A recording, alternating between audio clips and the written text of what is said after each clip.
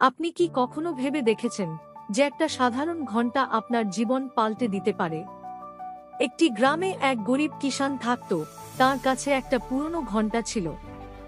সেটা তার দাদু দিয়েছেন, আর সে সব সময় ভাবত যে এই ঘন্টার মধ্যে কিছু অলৌকিক ব্যাপার আছে, কিন্তু কখনো কিছু হয়নি। কিন্তু হঠাৎ একদিন গ্রামে ভয়ানক তুফান আসে, আর গ্রামের সব লোকেরা ভয়ে ঘরে ঢুকে পড়ে। কিষান তখন ভাবছিল ঘন্টাটা একবার বাজিয়ে দেখি। সে যখনই ঘন্টাটি বাজায়, আর তখনই পাহাড় থেকে এক বিরাট উজ্জ্বল আলো বেরিয়ে আসে, আর ভয়ানক তুফান থেমে যায়। লোকেরা শুধু দাঁড়িয়ে দেখছিল, যেন কোনো জাদুর খেলা চলছে। গ্রামের বিপদ কেটে যায়, আর সবাই বুঝতে পারে যদি কোনো জিনিস সাধারণ মনে হয়, তাহলে সেটাতে অদ্ভুত শক্তি থাকতে পারে। সবাই মনে রাখবেন, প্রতিটা জিনিসের কিছু না কিছু বিশেষত্ব আছে।